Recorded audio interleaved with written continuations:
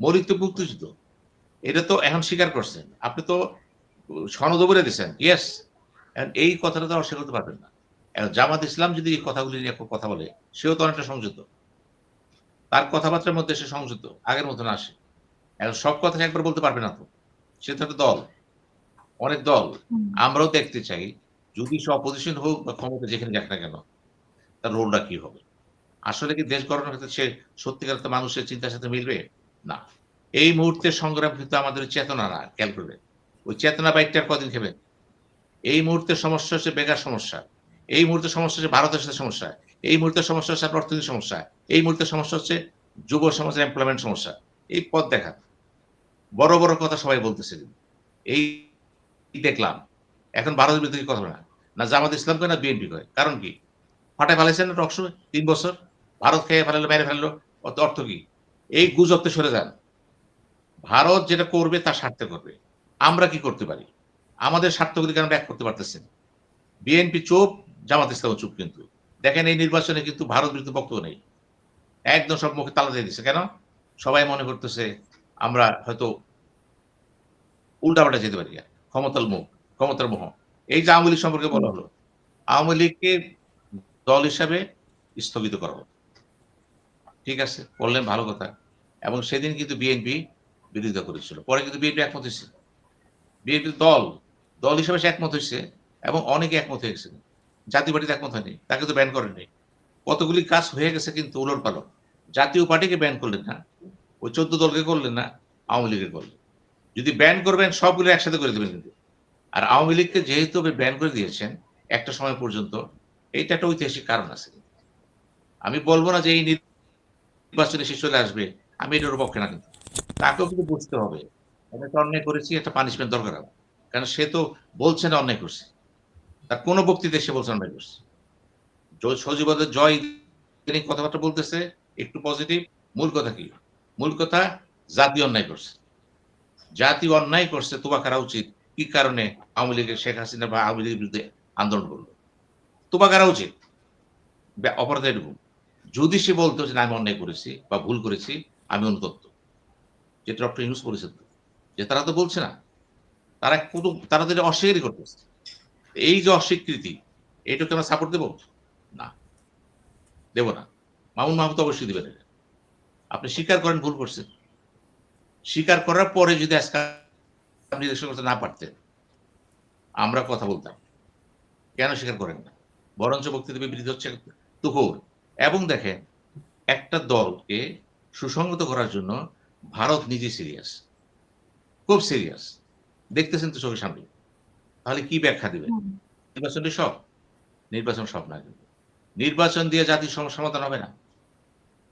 এবং খুব বড় জোর নির্বাচনের পরে জামাত ইসলাম হোক আর বিএনপি হোক, ১ বছরের মধ্যে আওয়ামী লীগের পুনর্বাসন করতে হবে। কারণ ব্যাপক সংখ্যক জনগণের সাথে আছে। আপনি ব্যক্তিকে সহযোগিতা করেন না। দলকে না। ব্যক্তি অপরাধ করে শাস্তি দেন। পুরা দল শাস্তি পাবে কেন? আজকে কি হইছে? আজকে শিবচরে দেখেন তো কি দেখলাম? আওয়ামী লীগের ক্যান্ডিডেট, ওই ক্যান্ডিডেট বিএনপির ছিল কিন্তু। সে শুধু বক্তৃতায় বলছে, "জয় বাংলা।" সাথে, সাথে তার নমিনেশন ক্যানসেল। পরবর্তী কে ছিল এক মহিলা, তিনি পেলেন। তাকে সমর্থন দিল কে? লিটন চৌধুরী। এবং ওখানে আওয়ামী লীগের চেয়ারম্যানরা তার জন্য ওপেন করে দিছে। ওপেন কাজ করতেছে।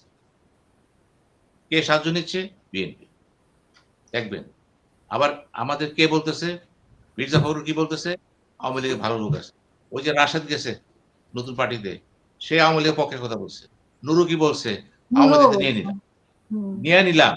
এই নুরুই তো জাতীয় পার্টি বসে গেছিল। এখন কেন? আমি বলছি এই দ্বিচারিতা, এই দ্বিমুখী কথাবার্তার জন্য জাতি আজকে এই অবস্থায় ছিল। একটা পয়েন্টে থাকে না কেন? বলেন সবাই একবারই বলেন যে আওয়ামী লীগ যারা অন্যায় করেছে বিচার হবে। কিন্তু দল হিসাবে তাকে সুযোগ দেন। কেন একমত হতে পারলেন না? এত বড় ঐক্যমত্য কমিশন করলেন। ছোট বড় দল নিয়ে এত ৩০ টা দল নিয়ে রেজাল্টে কি আসলো? কেউ চাইছিল না। দল সীমিত পরিসর ৪-৫ টা। জাতি ঠিক করবেন এই ৪-৫ টা বসে বসে। মেইন ফোর্স কারা? বসে নাই তো। এইজন্যই বলছি নির্বাচনটা হচ্ছে। কিন্তু মানুষের ভিতরে ১০০ একটা প্রশ্ন। কি হবে?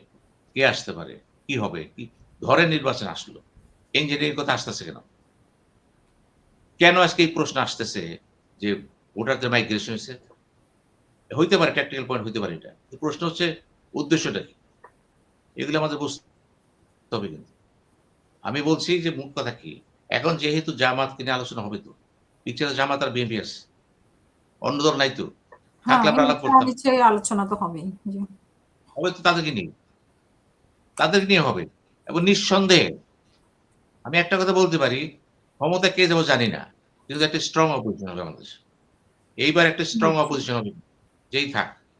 এবং এই অপোজিশন কিন্তু জাত অপোজিশন হবে না। এবং যদি ব্যতিক্রম কিছু ঘটে যায়, নির্বাচিত হওয়ার পরও পরে কিন্তু খুব বেশি দিন সরকার টিকবে না। কারণ আওয়ামী লীগের বাইরে রাখছেন তো। যে দলটা অপোজিশনে যাবে, সে চেষ্টা করবে তার সাথে হাত কইরা সরকার টপল করে দেওয়ার জন্য। তাহলে খারাপ কে? খারাপ তো আমরা, এই নেতারা, এই রাজনীতিবিদরা। কথা একটা কাজে একটা। কোন কিছু নাই। দেশপ্রেম ওটা মুখের কথা বলতেছে। এখন দেশপ্রেম কই গেল? কই গেল দেশপ্রেম? মনে হচ্ছে আমাদের কোন সমস্যা নাই। সমস্যা একটাই, আমি বিএনপির গালি দেব, বিএনপি আমার গালি দিবে। জামাতের গালি দিবে। তাইলে আমাদের মৌলিক সমস্যাটা কোথায় ছিল? এই নির্বাচন সবচেয়ে বড় জয় হয়েছে ভারতের। যেকোনোভাবে আলোচনা টেবিল থেকে ভারত নাই। ভারত নাই। আর কি চান? ওইজন্যই বললাম, জাতির কপালে ভালো কিছু নাই কিন্তু। কারণ আমাদের নেতারা এখনো কিন্তু সেই বোধশক্তি করতেছে না, দেশকে ভালোবাসার ক্ষেত্রে স্যাক্রিফাইস আসতেছে না কিন্তু। সব নেতা নিয়ে কথা আছে কিন্তু। জামাত তার কি বলছে? ভারতের সাথে সম্পর্ক চায়। এটা নিয়ে দেখলাম অনেকে কথা বলছে। কেন কথা বললেন? জামাত একটা দল, নির্বাচন করতেছে। সে কি বলবে ভারতের সাথে যুদ্ধ করে দেব? এটা নিয়ে কেন কথা বলতেছি? উনি তো বলতেই পারে যে ভারতের সাথে আমার সম্পর্ক, আমার ফরেন পলিসি 60% ভারতের সাথে। আমি এটা কেমনে সেটেলমেন্ট করব? এই সেটেলমেন্ট যে ইস্যু যদি নিয়ে আসতে পারেন এই ম্যানিফেস্টোতে, সেটা হচ্ছে প্রকৃত ম্যানিফেস্টো। আপনি এড়ায় গেলেন। সম্পর্ক কিভাবে করবেন? শেষ করব হয় নাই। একটু। নির্বাচন, রাজনীতি, জাতীয় স্বার্থ। এগুলি কিন্তু কোন বক্তার মুখ দিয়ে আসে নাই। না বিএনপি না জাতীয় পার্টি। কথা আসতেছে, আমারে ক্ষমতা পাঠান, আমি দেখাই দেব। এইজন্যই বলছি, আশা হওয়ার কিছু নেই। কে ক্ষমতায় যাবে না যাবে ইম্যাটেরিয়াল। ম্যাটেরিয়াল হচ্ছে জাতীয় স্বার্থ বারবার বিপর্যস্ত হচ্ছে। আগামীতে আরো হবে।